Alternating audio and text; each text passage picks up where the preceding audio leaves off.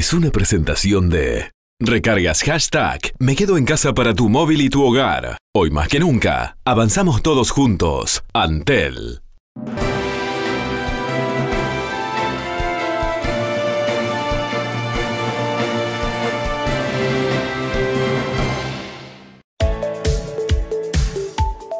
El Sistema Nacional de Emergencias informó que este viernes se registraron 4 casos positivos de coronavirus. La cantidad de casos desde el comienzo del brote es de 753. De los confirmados, desde el mes de marzo, se recuperaron 603 y 130 se encuentran cursando la enfermedad. Se confirmó el 5º caso de COVID-19 en el departamento de Rivera. Se trata de una mujer de 80 años que se encuentra estable y haciendo el tratamiento en su domicilio. La paciente, una vez que presentó síntomas, consultó al hospital local, donde se le hicieron exámenes, tras lo cual dio positivo. El subsecretario del MIDES defendió la contratación de un estudio de opinión pública sobre las acciones del ministerio. Armando Castaing-Debat afirmó que son instrumentos para medir impactos, más aún en momentos de urgencia. El jerarca aseguró que la investigación de opinión pública no es para medir la imagen del ministerio ni de sus autoridades, sino para tener información sobre si las medidas que se están instrumentando son correctas. El crucero Greg Mortimer partirá este sábado hacia su puerto de destino inicial. La embarcación permaneció fondeada en las costas de Montevideo por casi 2 meses a raíz de la pandemia del COVID-19. El canciller de la República, Ernesto Talvi, confirmó a través de su cuenta de Twitter que el crucero australiano partirá hacia Las Palmas. Sudamérica es el nuevo epicentro de la pandemia del nuevo coronavirus, en particular Brasil, el país más afectado, estimó hoy la Organización Mundial de la Salud. Brasil superó los 20.000 muertos por coronavirus tras registrar 1.188 decesos en 24 horas, una cifra récord según los datos del Ministerio de Sanidad. Señoras y señores, ¿cómo están ustedes? Muy buenas noches. El gusto de saludarlos. Bienvenidos a la edición central de Red Informativa, que ya comienza rápidamente con el repaso de lo que son los números conocidos esta noche a través del Sistema Nacional de Emergencia y que tiene que ver con los casos positivos de coronavirus. ¿Qué resultados han dado los últimos análisis? Según el Sistema Nacional de Emergencia, ya podemos ir viendo lo que es la placa que se presenta día a día desde el SINAE. 753 son los casos positivos desde el inicio de la emergencia sanitaria. En estas últimas horas se han registrado 4 nuevos, 130 personas están cursando lo que es la enfermedad, 603 se han recuperado. Lamentablemente, recordemos, hay 20 fallecimientos. En esta jornada se han realizado unos 641 test. 5 personas se encuentran en cuidados intensivos, según los datos aportados esta noche por el Sistema Nacional de Emergencia. Lo adelantábamos en los principales titulares. Se registró un nuevo caso de coronavirus en el departamento de Rivera. Esto ha vuelto a encender evidentemente las alarmas en esa parte del territorio nacional. Los colegas de TV10 de ese departamento estuvieron con el director departamental de salud y nos traen este informe. En la jornada de hoy, aquí en la capital departamental, se confirmó el 5º caso positivo de COVID-19, el 5º autóctono, 6º desde que comenzó esta emergencia sanitaria para el departamento de Rivera. Enorme preocupación en las autoridades y también en la población por el aumento que se ha registrado en estos últimos días, principalmente en las últimas 24 horas, con 3 casos nuevos de COVID-19. En tal sentido, en la mañana de hoy, el doctor Carlos Sarríes, el director departamental de salud, confirmaba este 6º caso de COVID-19, una persona de 80 años. En la noche de ayer tuvimos la confirmación, se nos informó de un nuevo caso. Se trata de una paciente de sexo femenino de 80 años, sin antecedentes patológicos, que había comenzado hacía 8 días con síntomas típicos de COVID-19, consistentes en fiebre de 38,5, tos seca y falta de anorexia y dolor en los músculos y en las articulaciones. Eso motivó la consulta en la emergencia del hospital, que se realizó una radiografía de tórax y la misma muestra una imagen compatible con una neumonía. Esa paciente fue derivada a domicilio, luego se motiva a las 48 horas, motivó la realización de un hisopado que nos informa en el día de ayer, en la noche, que fue positivo. Cuando a nosotros se nos notifica el resultado positivo de un paciente, hacemos un análisis individualizado de toda la situación, cuáles fueron sus contactos, trabajamos con los contactos y también hacemos una localización, una georreferenciación a nivel de la ciudad, cuáles son los barrios, y en estos casos hemos constatado que son barrios, son 4 barrios con una localización geográfica diferente. Tenemos 2 que están localizados muy próximos a la línea divisoria, por lo que estimamos que puede haber un contacto probablemente con algún caso positivo brasilero. No necesariamente tiene que ser así, pero por la proximidad de la línea podemos llegar a eso. Después tenemos en 2 barrios, dos casos diferentes, en la cual sí puede haber algún tipo de vinculación y que se haya dado un contagio a nivel de la proximidad geográfica que tienen. Esperando que las autoridades, la población, autoridades brasileñas y población, todos entiendan la necesidad de cumplir con los requisitos de higiene, seguridad a la hora de salir usando el tapaboca, esta frontera ya no tenga más casos. Santana do Livramento a este atardecer presenta 33 casos positivos a lo largo de la emergencia también decretada en Santana do Livramento. Un fin de semana, nuevamente esperemos de qué manera se va a presentar, si con muchos turistas, con poco público. La tendencia es que este sábado nuevamente tengamos muchos visitantes. Con cámara de Rubén Alves, Alexis Reyes, Canal TV10 Rivera para la red informativa. Muchas gracias, Alexis, por este informe. Nosotros vamos a seguir en estos temas, pero ahora en el departamento de Rocha, porque aumentaron los controles allí en lo que es la ciudad de Chuy debido a los riesgos que hay en la frontera. El departamento sigue en la misma condición que estaba hasta hace unos días. Seguimos en forma muy dinámica hisopando y recibiendo resultados, pero siempre nos preocupa el hecho de reforzar la frontera. Y es por eso que de alguna manera tuvimos una charla con el prefecto de aquí de Chuy y también hemos tenido conversaciones también con gente de la Intendencia, el Comité de Emergencia, básicamente para reforzar lo que son los controles aquí en la frontera. Nosotros, por suerte, en el departamento no tenemos al momento ningún caso confirmado. No quiere decir que no lo vayamos a tener, pero sí que nos preocupa el flujo de gente, ¿no? Se han abierto los comercios y obviamente tenemos que tener una mayor fiscalización y control de la zona. ¿Un ajuste en los controles por parte de militares y policía? Sí, yo pienso que el ajuste tiene que ser por parte de todos, no solamente nosotros como autoridad sanitaria, sino también el ejército, que da una mano increíble, pero por supuesto en esto es un problema de todos, ¿no? Y que la responsabilidad de cada uno me parece que es lo más importante.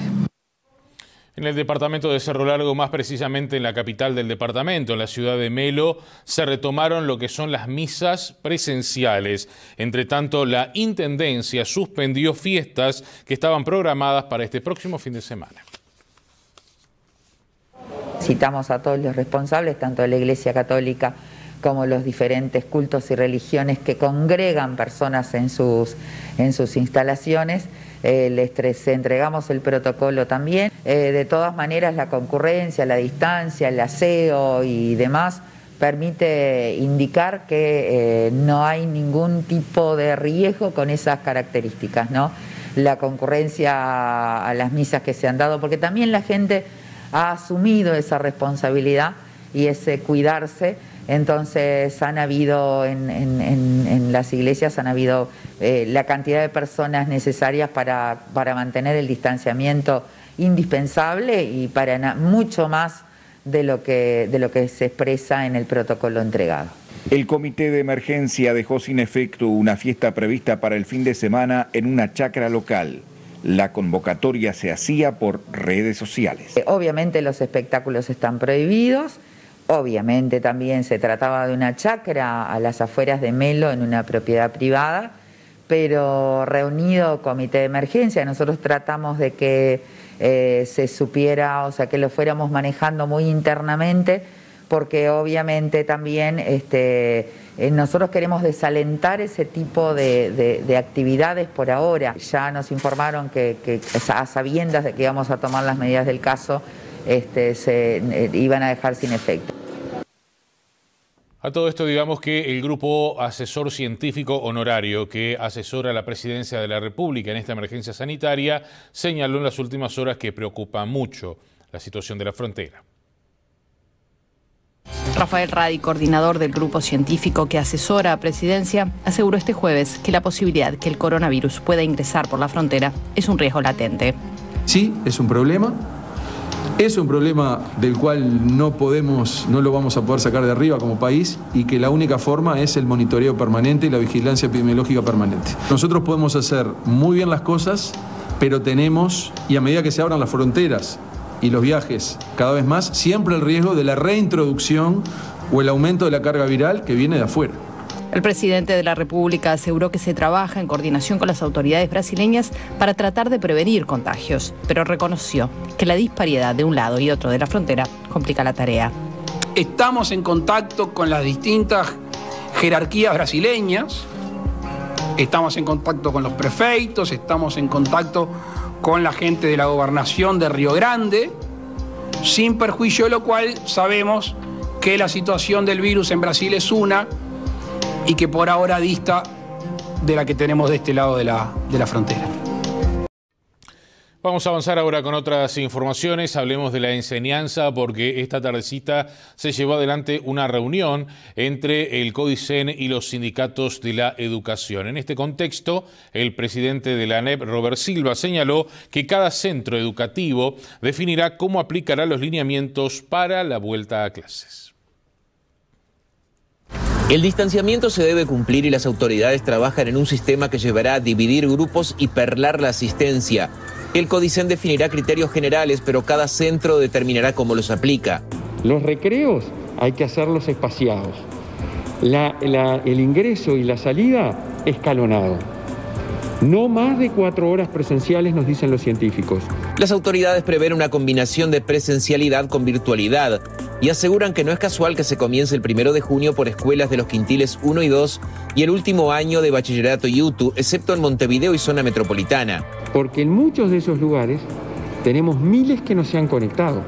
Entonces el volverlos al centro nos va a permitir atenderlos junto con los restantes estudiantes con todas las medidas de prevención sanitaria que decimos. En el anuncio del jueves se mencionaron las vacaciones de julio que comenzarían apenas una semana después de que comiencen las clases, quienes reanudan cursos el 29 de junio.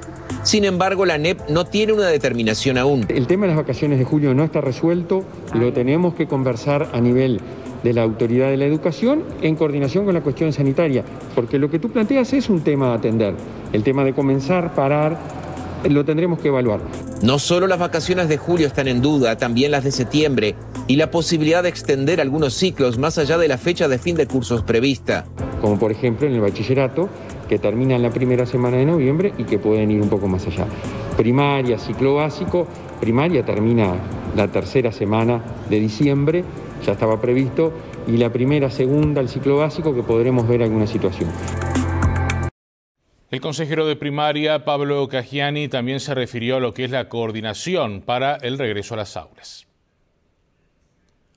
Cómo rearmar las escuelas que vuelven a una escuela muy diferente a la de marzo, con menos niños, por el protocolo sanitario, con una serie de cuestiones que van a afectar la cotidianidad del aula, pero también con esto otro de mirar en clave de la desigualdad que ha tenido la cuarentena para niñas y niños en términos de aprendizaje. Los arreglos de cuidado de la familia, que es otro elemento importante, no es la misma escuela, son menos días y menos horarios, pero se deben contemplar estas particularidades de cómo llegan los niños a la escuela, quién los retira, y una serie de cuestiones que afectan lo que es el arreglo de la familia, y después esto de, ir mezclando lo presencial con la distancia. Lo otro relevante es terminar de definir, así como se definió el protocolo para escuelas rurales, para el reingreso, definir algo para las instituciones urbanas que son un poco más grandes y tienen alguna complejidad más. Justamente, pero además complicaciones que se pueden llegar a generar, tal como señalaba usted, por ejemplo en áreas comunes, lugares donde habitualmente además la escuela termina siendo un área de suma contención para muchos niños, puede llegar a ser complicado.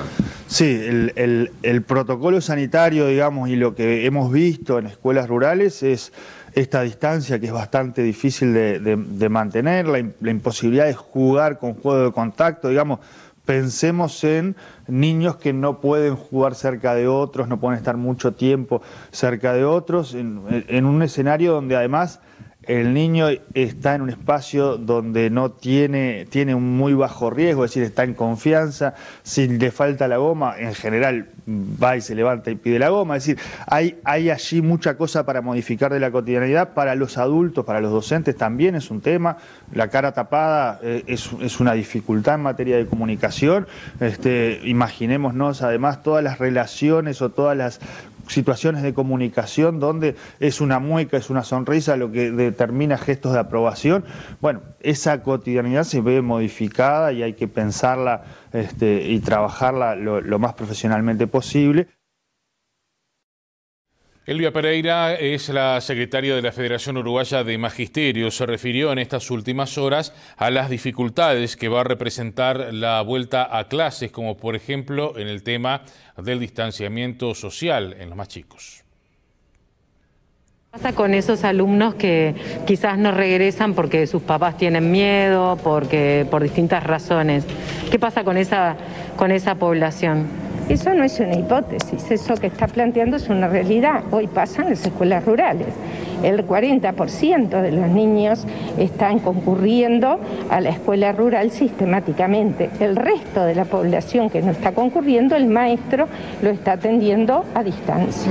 No es lo mismo en las escuelas urbanas si se va a trabajar 4 horas y el contrato laboral del docente son 4 horas. Ahí habrá que buscar otro mecanismo, que será la administración, en cuanto a los sindicatos indiquemos esas situaciones, los que deberán tomar resolución al respecto. ¿Y eso se habló hoy acá? No. Eso corresponde a negociaciones con el Consejo de Educación Inicial y Primaria.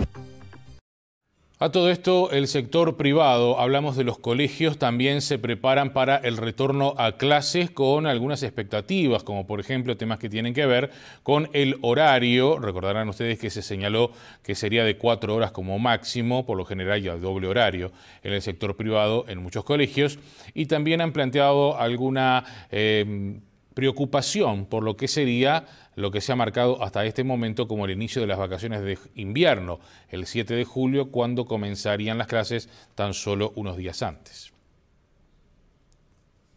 Para el representante de los colegios laicos, el anuncio de la vuelta a clases será algo esperado, para lo que se estaban preparando desde hace algún tiempo.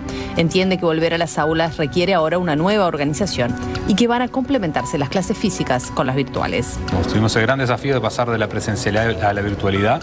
Ahora tenemos el gran desafío de poder pasar este modelo híbrido de presencialidad y virtualidad con un distanciamiento social, que los expertos dijeron que una de las claves para evitar los contagios de 2 metros, bueno, eso indudablemente las instituciones son muy diferentes, hay algunas que permitirán tener la mitad del grupo y otras tendremos que dividir el grupo en 3. Ese quizás es el principal desafío que tenemos organizativo, ¿no? Los colegios tienen doble horario, dadas las pautas establecidas por el Poder Ejecutivo, no pueden hacer doble horario, ¿no? Podrán rotar, por ejemplo, la mitad de un grupo de mañana y la mitad de tarde, eso depende de la realidad de cada institución. Nosotros pensamos, y es lo que hablamos con Codicen en su momento, que ellos dijeron, lo establecieron, que vamos a mantener modelo híbrido, ¿no? Es decir, tendrán las 4 horas presenciales y el resto del horario lo haremos a nivel virtual como venimos haciendo hasta ahora, ¿no? Desde la Asociación de Colegios Católicos aseguran que el retorno a las aulas es una buena noticia y esperan reunirse en los próximos días con las autoridades del Codicen para despejar dudas. Primero, una buena noticia, a la espera también de cómo van a ir evolucionando los pasos, porque si bien ayer se anunció un calendario, todavía nos está faltando los protocolos específicos sanitarios para el manejo interno con los niños. Si bien hay un marco que ANEP hizo para los funcionarios, que también ahí estamos en diálogo para poder incorporarlo también a la educación privada, pero nos falta todavía las indicaciones para la organización de los espacios en el centro educativo. Ayer se estableció el tema de las 4 horas como mínimo, pero no hay un mínimo de días que se puedan atender, así que suponemos que eso nos va a dar cierta flexibilidad a la hora de poder establecer nosotros algunos planes de trabajo que se adapten a las particularidades de cada centro educativo. Señores, las autoridades están preocupadas a todo esto por los efectos de la pandemia en la primera infancia.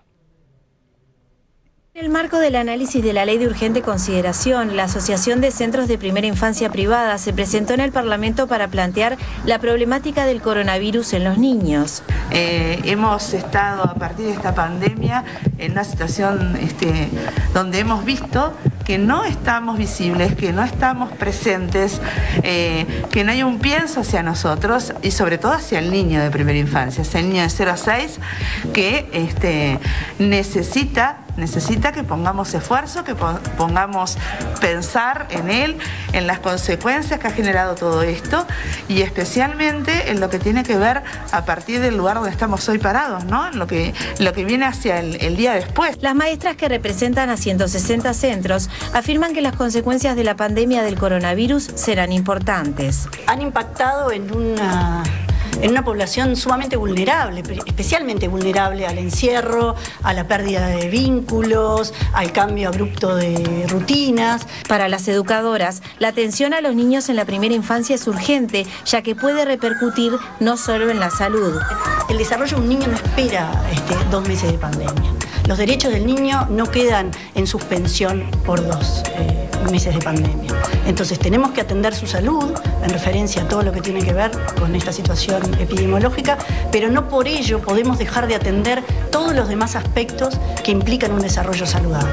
Entonces lo que estamos diciendo es que hoy tenemos que ponernos al hombro rápidamente, con muchos esfuerzos de todos los aspectos del gobierno que están disponibles para trabajar en la primera infancia, la atención de los niños y la intervención a partir del impacto que haya tenido en cada uno de ellos. Los centros educativos de primera infancia están además preocupados por las dificultades económicas que deben atravesar y denunciaron en el MEC la apertura de centros bajo ciertas irregularidades. La inspectora departamental de primaria en Colonia, la señora Sandra García, se refirió cómo será la vuelta a clases en ese departamento. Y es lo que le estamos solicitando a los directores de las instituciones junto con sus colectivos, que vayan viendo qué posibilidades hay dependiendo no solo de los espacios, sino también de los recursos humanos que tiene cada institución. Porque nosotros podemos tener un aula relativamente pequeña para un grupo, no sé, de 20 o 30 alumnos, pero si tenemos 2 docentes o 3 que podemos disponer a nivel de la institución, ese grupo puede estar repartido y utilizar diferentes lugares de la institución. O sea, sin lugar a dudas que este reinicio de clases va a depender mucho de la organización de cada una de las instituciones. Y si bien la normativa que se dio ayer fue en nivel general, se habló mucho de la autonomía departamental, de la autonomía de centros, entonces va a pesar mucho lo que opine cada colectivo docente, siempre dentro de las pautas dadas, ¿verdad? Entonces vamos a tener como diferentes situaciones en diferentes locales. Se habló que en una primera instancia estarían ingresando a las escuelas de tiempo completo, pero bueno, tenemos que pensar que no va a haber servicio de alimentación, tenemos que ver que la carga horaria va a ser diferente, que las escuelas de tiempo completo son las que más alumnado tienen y quizás menos espacio. Entonces, realmente hay que sentarse a pensar cómo va a ser este reinicio. Vamos a avanzar ahora con otros temas. Culminó lo que es la desinfección del crucero Craig Mortimer y el canciller Ernesto Talvi anunció que partirá en el día de mañana. El canciller Ernesto Talvi confirmó que el Craig Mortimer fue desinfectado en su totalidad y esa tarea se completó en las últimas horas de este jueves. Además señaló que habrá que aguardar los resultados de los hisopados que se les están realizando a los tripulantes de la embarcación para evaluar su situación sanitaria. En caso que los análisis de los tripulantes resulten negativos, el buque emprenderá su partida hacia Islas Canarias. Finalmente, los 24 tripulantes que quedaron a bordo regresarán a casa, señaló Talvi en su Twitter.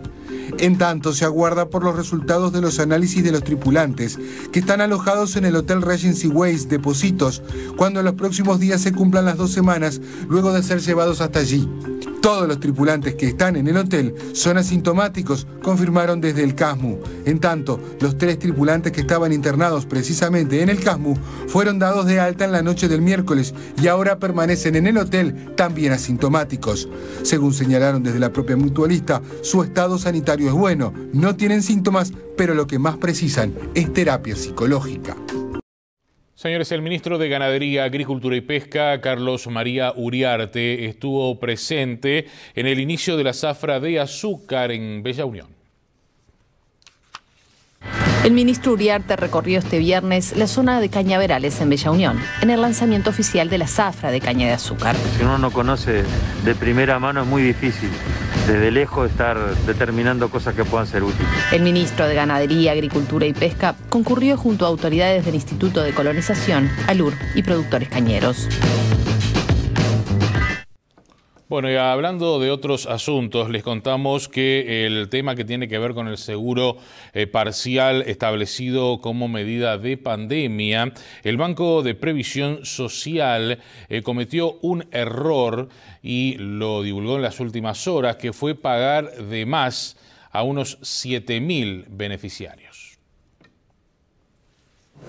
Pero no es una afectación, digamos, en estricto sentido, porque es un pago en demasía. O sea que el importe al cual tenían derecho a percibir lo van a cobrar y hay un pago que se hizo en exceso, producto de la forma en que se aplicaron la lógica de este subsidio que es nuevo. Y bueno, el pago ya estaba en curso, cuando se detectó el error ya se habían librado las órdenes de pago hacia los agentes y bancos y por lo tanto no se podía desandar el camino, obviamente pues ya estaban liberadas las órdenes de pago. Lo que se va a hacer es una gestión que es habitual en el BPS, cuando hay pagos en demasía se recuperan esos de futuros pagos. Ahora vamos a analizar en el próximo directorio la forma que vamos a ir recuperando estos dineros, en mérito a que esto es un subsidio que atiende obviamente a situaciones de falta de ingreso y bueno, queremos que esto se haga de una manera adecuada a las expectativas de la necesidad de la población. Tenemos franjas, podríamos decir que en promedio estamos hablando de unos 20.000 pesos en promedio de pago en demasía. Hubo justamente un retorno a la actividad comercial, a la actividad económica de varios sectores en estas últimas semanas. ¿Hubo un retroceso en cuanto a la cantidad de solicitudes de seguro de desempleo, ya sea parcial o común? Tenemos un informe de fecha 12, o sea, hasta el 12, que vemos que las altas al seguro de desempleo son menores. De esos 20.000 altas en los primeros 12 días de mayo, también vivimos con expectativa positiva de que solo menos de un 10% eran por despido. Y todos eran por suspensión, casi el 80%, y el resto eran parciales. Eso es una señal importante en el sentido que primero baja la cantidad de altas que se te venían dando y por otro lado la interrupción del vínculo laboral es baja, que eso dice que las empresas están con la expectativa de retomar la actividad. El Ministerio de Desarrollo Social, el MIDES, contrató a una consultora por más de 400.000 pesos, lo que generó polémica, sobre todo desde la oposición. Nuestra intención es de ejecutar un gobierno austero, cambiando gestiones anteriores, ¿no? Entonces, ni bien tomamos contacto con esta información, decidimos hacer el pedido de informe al MIDES para tratar de tener las respuestas de primera mano y saber cómo fue el proceder. ¿No es demasiado pronto para una medida de este tipo o una encuesta de este tipo? Bueno, entendemos que puede estar enmarcado en una estrategia de trabajo para el MIDES. Lo que nos llama mucho la atención es que se haga justamente en este momento de crisis, ¿no? Desde el Frente Amplio se acusa al gobierno de proceder con disparidad de criterios. Por un lado, sacan decretos disponiendo austeridad, o, por ejemplo, lo que vimos el otro día, esa remoción, incumpliendo con todas las normativas constitucionales donde se rescinde al presidente Antel, es decir, se lo saca de los cometidos. Y por el otro lado, tomamos conocimiento ayer de esto del MIDES, que contrata una encuesta de opinión para evaluar su imagen a 3 meses de gestión y analizar la imagen de la gestión anterior. En el Partido Nacional, en tanto, el senador Sergio Botana dijo que quiere conocer la finalidad de la encuesta encargada. Si eso fuera para saber cuál es la imagen del Mides, me parece espantoso. Pero si es para algún fin de utilidad, para averiguar alguna cuestión importante que sirva como base a la aplicación de nuevas políticas, me parece una buena inversión. Y en ese sentido, yo no tengo por qué desconfiar nada de lo que es la acción de un hombre con la sensibilidad y la seriedad del ministro Bartol, ¿no? Que la ha harto demostrado en estos días, en los cuales ha tenido que a la vez poner a funcionar un ministerio y atender una situación grave como la que está viviendo. Decíamos que esto ha generado polémica desde el Frente Amplio y también la realización de un pedido de informes desde un diputado del Partido Colorado. Vamos a avanzar en otros temas, pero seguimos en el Parlamento Nacional porque el colectivo Mujeres de Negro estuvo precisamente allí en la comisión que estudia la ley de urgente consideración y solicitó la ampliación de la figura de la legítima defensa. Ante la Comisión Especial del Senado, el colectivo reclamó soluciones en vivienda, educación y empleo para mujeres, niñas y niños víctimas de violencia basada en género. Hay un artículo en la LUC que plantea que va a haber un 2% de ingresos al Estado protegiendo a un colectivo que es los familiares víctimas de delitos violentos.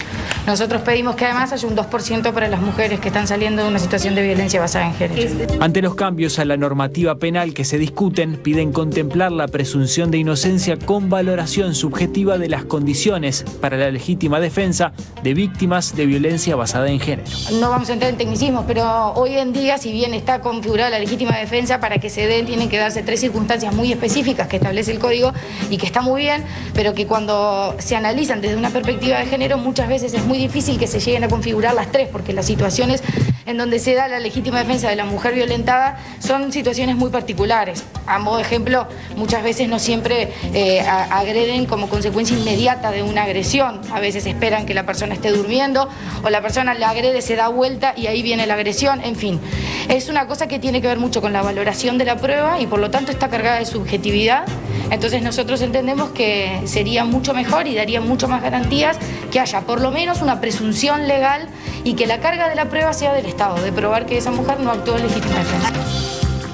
Señores, el epicentro de la pandemia lamentablemente está en Sudamérica. Esto lo anunció en las últimas horas la Organización Mundial de la Salud. Vamos a venir con esta información y otras al regreso de la primera pausa.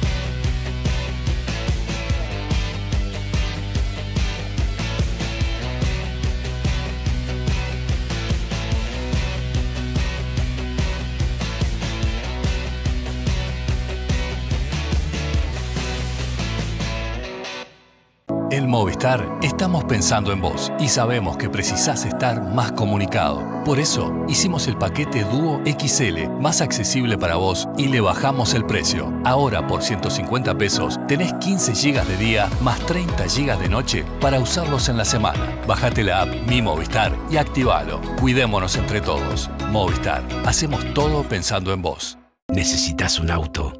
Tranquilo. En Grupo Fiancar congelamos el dólar. Pagas en cuotas fijas, en pesos, y lo disfrutás tranqui, sin sorpresas. Sí, todos los usados y todos los cero, de todas las marcas de Grupo Fiancar, en cuotas fijas en pesos, exclusivamente en los locales de Grupo Fiancar. El país te trae una colección que hace historia. Biblioteca Ana Ribeiro. 12 libros que recopilan todas las investigaciones históricas realizadas por una de las voces imprescindibles en la historiografía nacional.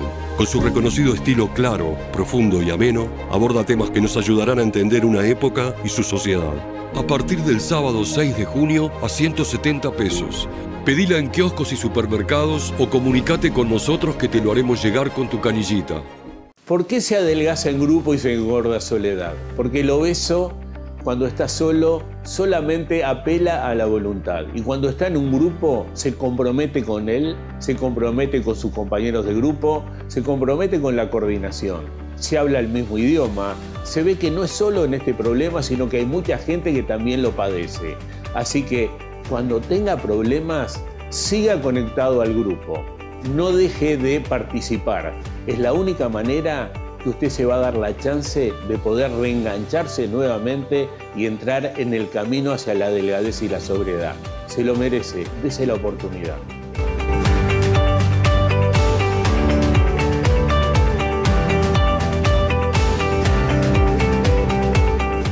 Campaña de bien público en el marco de la Ley 19.307.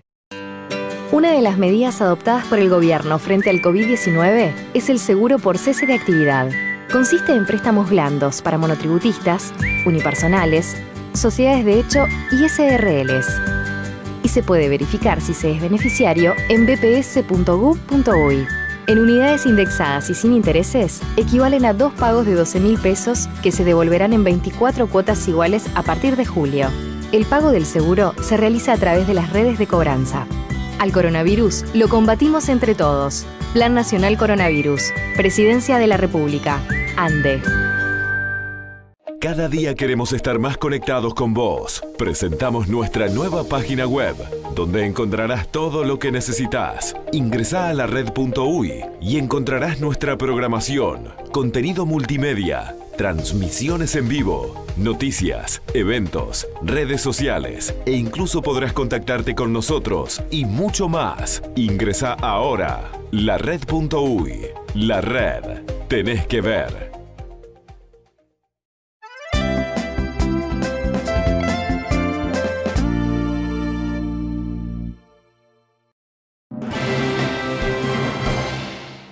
Señores, los equipos grandes del fútbol uruguayo entregaron una donación al sistema de salud.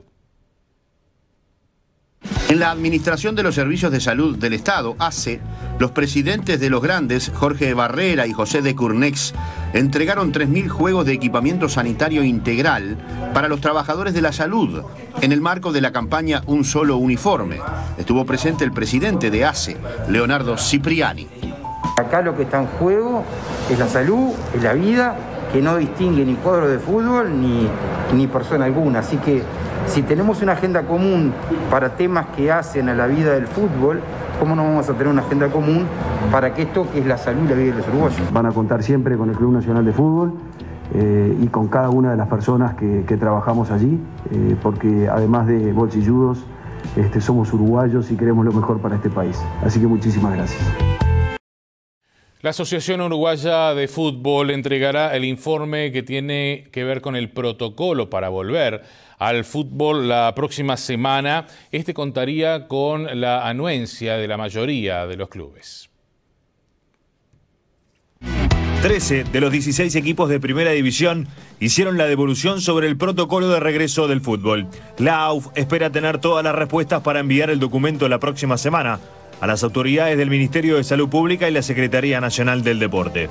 Hay equipos que entienden que no deben contestar, ya que están 100% conformes con lo que se establece.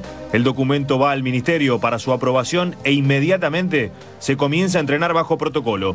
Los preparadores físicos entienden que se van a necesitar entre 30 y 45 días de puesta a punto para los futbolistas, más allá de que muchos ya están entrenando por sus cuentas en algunos parques de la capital. El fútbol, como toda actividad, deberá tomar riesgos en el momento de regresar a la actividad. Así lo estableció esta mañana en Radio Sarandí Rafael Radi, integrante del grupo de científicos que asesoran al gobierno. En principio, no es un escenario que uno pensara que es de alto nivel de contagiosidad.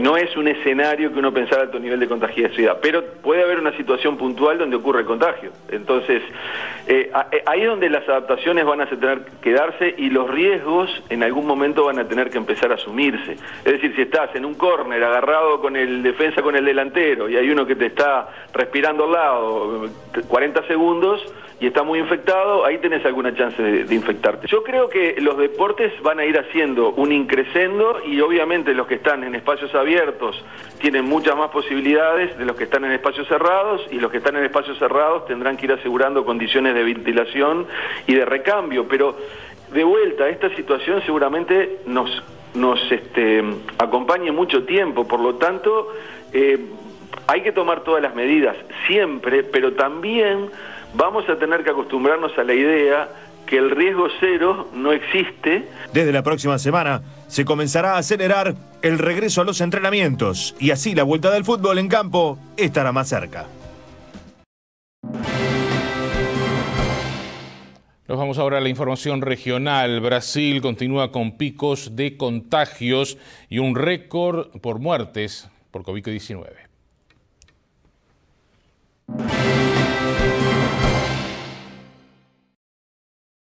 Los especialistas brasileños señalan que los datos oficiales de contagios por el nuevo coronavirus pueden ser hasta 15 veces menores que los casos reales debido a la falta de test generalizados. Según estimaciones del colectivo de investigadores COVID-19 Brasil, el país ya acumularía más de 3.600.000 infectados frente a los 310.087 que figuran en los informes oficiales. Por otra parte, cuando se trata de los contagios, el Ministerio de Salud no provee datos sobre las franjas de edad. En el caso de los fallecidos, la proporción de adultos jóvenes muertos es superior a la de otros países duramente afectados por la pandemia, sobre todo entre las clases más pobres que enfrentan más obstáculos para cumplir con las medidas de distancia social. La tasa de adhesión a las medidas de cuarentena en Brasil, calculada en base a la señal de los teléfonos móviles, ha caído de manera constante en el último mes, al mismo tiempo que el presidente Bolsonaro cuestionaba el confinamiento parcial adoptado por varios estados, más preocupado por los impactos económicos de esas medidas.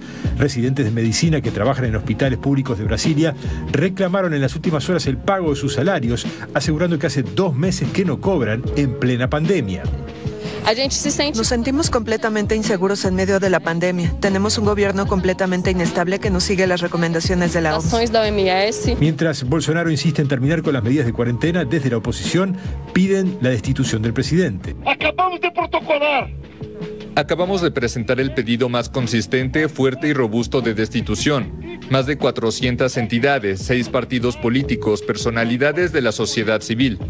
Personalidades de la sociedad civil. Los mercados están preocupados por la que se anuncia como la peor recesión de la historia de Brasil. Las previsiones más optimistas proyectan para este año una contracción del PBI en torno a un 5%, pero algunos analistas no descartan un derrumbe de más de 10%. Y a todo esto, la Organización Mundial de la Salud ratificó en estas últimas horas que el epicentro de la pandemia está aquí en América.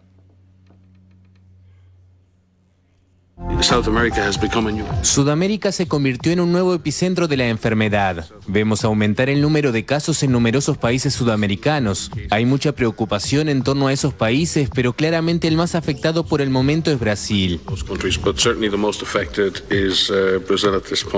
Brasil superó los 20.000 muertos al registrar este jueves un récord de fallecidos en 24 horas. Además, es el tercero número de casos reportados en el mundo, con más de 310.000. Aún así, según algunos expertos, la cifra de contagios podría ser hasta 15 veces mayor debido a la dificultad de tener estadísticas precisas por la falta de test. La crisis se produce en un contexto de diferencias políticas entre la mayoría de los gobernadores favorables a medidas de confinamiento y el presidente Bolsonaro, que las critica debido a su impacto económico. Perú es el segundo país de la región en número de contagios, unos 110.000, y el tercero en fallecidos, con más de 3.100. El gobierno extendió hasta el 30 de junio el estado de emergencia sanitario, que vencía este 24 de mayo, aunque reducirá el toque de queda vigente como parte de la estrategia contra la pandemia. La oficina del Defensor del Pueblo denunció que la mayoría de los hospitales de Lima están al borde del colapso. En Chile, las muertes por la enfermedad aumentaron un 29% en las últimas 24 horas hasta alcanzar casi 600. Muchos habitantes rompieron en los últimos días el confinamiento para manifestarse y reclamar ayudas alimentarias. Es que la epidemia disparó además el desempleo y el hambre en los barrios más pobres. El gobierno comenzó este viernes la entrega de 2,5 millones de cajas de alimentos y productos de limpieza para tratar de frenar los estragos económicos que la pandemia está provocando. Argentina también registró un enorme aumento de casos y superó los 400 fallecidos. Cerca del 90% de las infecciones se dan en Buenos Aires y su periferia. Vamos a retomar ahora la información de nuestro país. Les contamos que se recupera la mujer que fuera baleada en el departamento de Salto. Cuando yo llegué, que ella sintió mi voz, abrió los ojos, me apretaba la mano. Quiere decir que la recuperación en sí se ha visto. Bien, eso es muy importante, ¿no? Lo que le han comunicado. Sí, la verdad que sí, es un bruto alivio para la familia también, ¿no? Y los compañeros que siempre están con ellos. Sí, lo único que le pido a Dios que me la salve nomás. Y lo otro, que se dedique la autoridad. En otras informaciones, condenaron a Jairo Sosa, el hijo de la líder de los Chingas. Había asesinado a un joven en el barrio Casaballe. Esto ocurrió en el año 2018. Jonathan Ferreira fue asesinado el 21 de agosto de 2018 por Jairo Sosa, hijo de Mónica Sosa, líder de la banda delictiva Los Chingas que operaba en el barrio Casaballe. El homicidio tuvo su raíz en tiempos en que Ferreira y Sosa compartían reclusión en el penal de Libertad. Según indicaron desde la propia fiscalía, Ferreira protegía a Sosa en la cárcel. Una tarde, y producto de un enojo por una conducta fuera de lugar de Sosa, Ferreira le pegó una cachetada. Cuando me lo encuentre en la calle, este va a patinar, dijo el Chinga a allegados en la cárcel. El 16 de agosto de 2018, Sosa salió de prisión, tras cumplir una pena por matar a su abuelo. La noche del 21 de agosto de ese año, Sosa y Ferreira volvieron a encontrarse y allí se produjo el homicidio.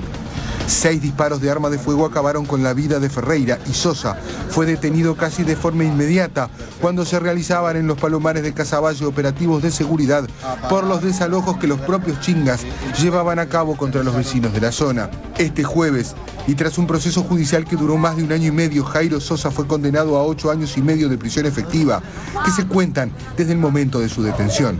Con esta condena, el Chinga quedará en libertad a principios del año 2027. Vamos a volver ahora al departamento de Rocha para contarles que la justicia de la ciudad de Chuy comenzó a escuchar a los diferentes actores que tienen que ver con el recurso de amparo presentado por la construcción de DEC, esto en la ciudad fronteriza. En las últimas horas habló la intendenta de Rocha, Flavia Coelho. Nosotros realmente hicimos un gran esfuerzo para concurrir con toda la prueba diligenciada, con todos los testigos. Estuvimos ayer en Montevideo porque nuestro abogado está radicado allá, repasando todos los puntos que el escrito de los demandantes contiene. Realmente un gran esfuerzo para llegar acá y resulta que no estaba diligenciada toda la prueba. La verdad que es bastante decepcionante y poco serio, pero además el abogado plantea una prórroga de 30 días. Yo creo que acá lo que hay en realidad es otra intención, ¿verdad?, de paralizar las obras, de que esto no se lleve adelante, porque el recurso de amparo tiene como fundamento la lesión de una libertad o de un derecho fundamental constitucionalmente protegido. Es algo muy grave que requiere una acción inmediata. Y si uno interpone este recurso y después pide 30 días, yo creo que jurídicamente, en mi humilde opinión, esto es inadmisible. Entre tanto, la jueza de segundo turno de la ciudad de Chuy, la doctora María José Camacho, detalló lo que fue la inspección ocular realizada en esta jornada. En realidad no pudimos hacer mucho en el día de hoy. Sí se hizo la inspección ocular en la que la sede constató sobre el hecho que se está presentando este recurso de amparo. Uno de los demandados, el Ministerio del Interior, no pudo hacerse presente. Sí tuvimos comunicación de parte de ellos de que le llegó en forma tardía y era imposible llegar de Montevideo hasta aquí por la cantidad de kilómetros. Entonces, al no estar uno de los demandados presentes, la audiencia no se puede realizar en pleno porque no tengo que escucharlos a todos los demandados en sí. Lo que se hizo fue prorrogar la audiencia del día de hoy para el día de miércoles, así nos dan los tiempos para que se lo pueda notificar en forma a través de una oficina en Montevideo, al Ministerio del Interior. A los demás ya se les notificó en esta audiencia, quedaron todos notificados, también los testigos, y bueno, el miércoles se va a hacer la audiencia donde se va a tomar toda la prueba. Agradecemos este material a los colegas de Canal 4 de la ciudad de Chuy. Vamos ahora a repasar la cotización de las principales monedas. Dólar 42.20 a la compra, 44.60 a la venta. Euro 44.89, 50.01. Real 7.33, 9.33. Peso argentino 0.19, 0.65. Unidad indexada 4.594. Unidad reajustable 1.260,99. Hacemos la última pausa. Venimos en instantes ya para el tramo final.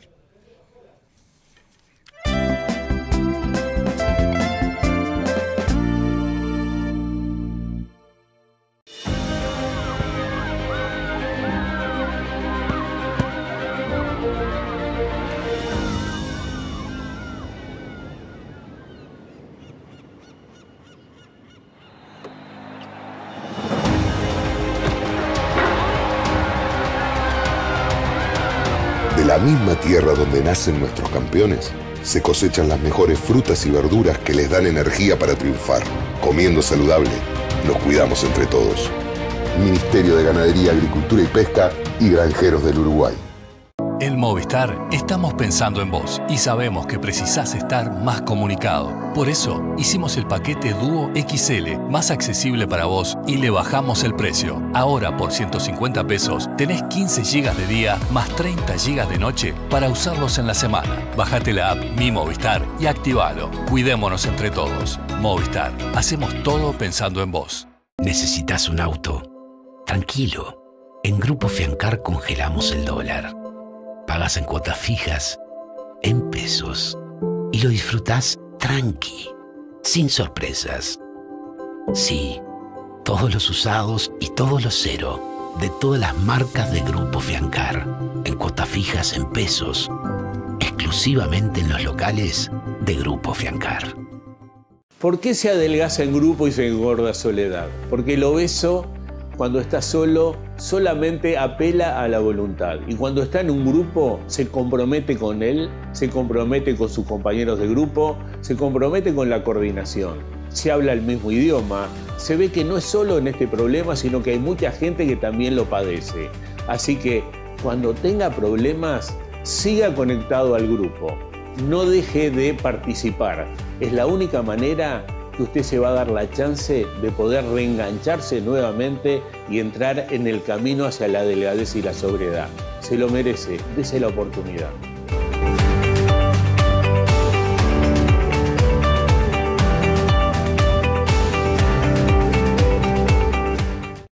El país te trae una colección que hace historia. Biblioteca Ana Ribeiro. 12 libros que recopilan todas las investigaciones históricas realizadas por una de las voces imprescindibles en la historiografía nacional. Con su reconocido estilo claro, profundo y ameno, aborda temas que nos ayudarán a entender una época y su sociedad. A partir del sábado 6 de junio a 170 pesos. Pedila en kioscos y supermercados o comunicate con nosotros que te lo haremos llegar con tu canillita. Campaña de bien público en el marco de la Ley 19.307. Una de las medidas adoptadas por el gobierno frente al COVID-19 es el seguro por cese de actividad. Consiste en préstamos blandos para monotributistas, unipersonales, sociedades de hecho y SRLs. Y se puede verificar si se es beneficiario en bps.gov.uy. En unidades indexadas y sin intereses, equivalen a 2 pagos de 12.000 pesos que se devolverán en 24 cuotas iguales a partir de julio. El pago del seguro se realiza a través de las redes de cobranza. Al coronavirus lo combatimos entre todos. Plan Nacional Coronavirus. Presidencia de la República. ANDE. Dígale no a las noticias falsas. Evite los medios anónimos e irresponsables. En tiempos de emergencias y de incertidumbre, es fundamental la información verificada y confiable. Los medios de comunicación formalmente establecidos, por su profesionalismo y responsabilidad, son el antídoto más eficaz contra las noticias falsas y la desinformación. Infórmese por la radio y la televisión a toda hora, con los rostros y las voces que usted conoce y confía. Fue un mensaje de la Asociación Internacional de Radiodifusión, AIR. Fue un aporte de Andebu a la comunidad.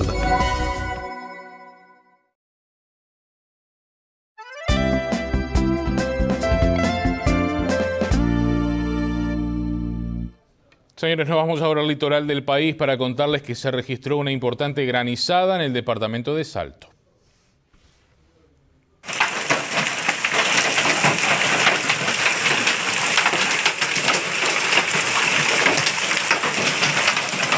Y se empezó a levantar y quedando blanco, quedaba bien blanquito abajo, y esos refugios que no son de vigorita, como le decimos nosotros, sino blanco, blanco. Y al rato el rumor, y cuando habrá, qué sé yo, 10, 15 minutos, se vino como una garúa y unas piedras, pero piedra bastante. Sí, tuvimos casi 10 minutos en evento de una granizada muy importante, ¿no? Miguel, ¿y hizo mucho estrago por allí? No, bueno, la vivienda, gracias a Dios, tuvieron suerte. A mí fue que, bueno, yo tengo, usted se acuerda acá en mi casa, ya son casas, tiene un en las chapas, hizo un par de agujeros en esas chapas, sabe que chapas bastante seguro castigada por el tiempo y se era demasiado grande, ¿no? Y fue el único lado. Fue la vivienda, no. Yo después tengo mi botija y lo mandé, digo, date una vueltita por la vivienda a ver que si pasó algo para ver qué podemos hacer, pero no, gracias a Dios, no. ¿Muy grande la piedra? Era así grande, había piedra de un tipo gallina, ¿no? Eran 3 horas que había caído la piedra y usted andaba en la vuelta y todavía paseaba, ¿no? Y todavía estaba en el piso. Sí, y después se vino, usted sabe que después que pasó el evento de piedra, se vino como un humo, una cerrazón, pero que no se veía nada, no sé si la piedra fría, como la temperatura era media elevada, no sé qué se producía y se vino esa niebla, pero espesa que no se veía. Yo estoy a 150 metros las viviendas, no las visualizaba de acá. En otras informaciones les contamos que el presidente de ACE, Leonardo Cipriani, anunció lo que será un nuevo plan de salud bucal.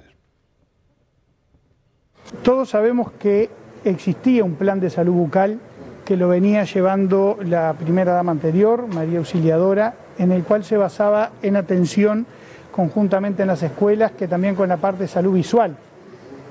Nosotros como ACE lo que tenemos pensado, y contamos con el apoyo de Presidencia de la República, específicamente también de la primera dama, en el cual vamos a empezar a hacer un programa de atención integral de salud bucal.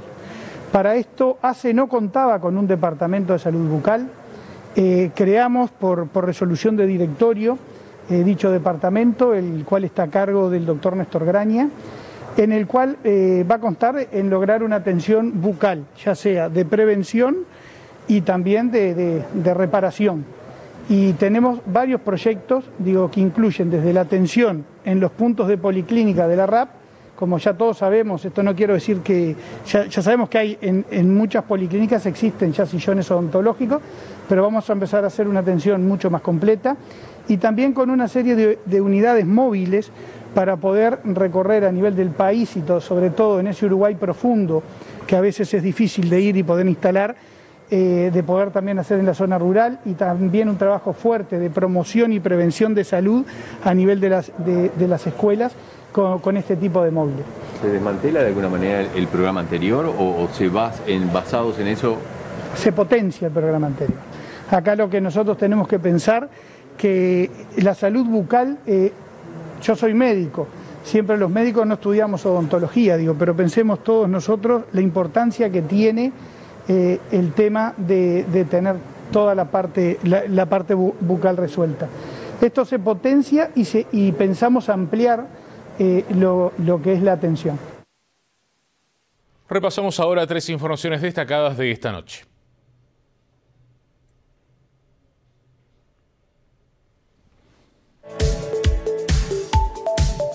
El Banco de Previsión Social pagó de más unos 150 millones de pesos a trabajadores que están en el seguro de paro parcial. El error se produjo en 1/3 de las liquidaciones de ese beneficio. Una vez detectado, se dio aviso, pero ya se había pagado el exceso a 7.000 de los 20.000 beneficiarios del seguro parcial.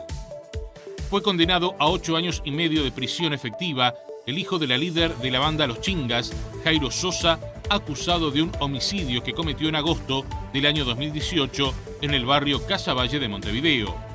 Jonathan Ferreira fue asesinado en agosto de ese año por Sosa. El homicidio tuvo raíz en tiempos en que ambos compartían reclusión en el Comcar. La comisión que estudia la ley de urgente consideración recibió a la delegación de Mujeres de Negro, que planteó su preocupación por la reducción de las denuncias por violencia de género. Desde la organización pidieron cambios a la legítima defensa para que las mujeres víctimas puedan quedar amparadas por esa figura. Vamos ahora a compartir con ustedes los números favorecidos en la quiniela nocturna. Primer premio 013. Del segundo al décimo 443, 286, 236, 484, 685, 056, 091, 480 y 515. Del undécimo al vigésimo 896, 759, 003, 410, 700.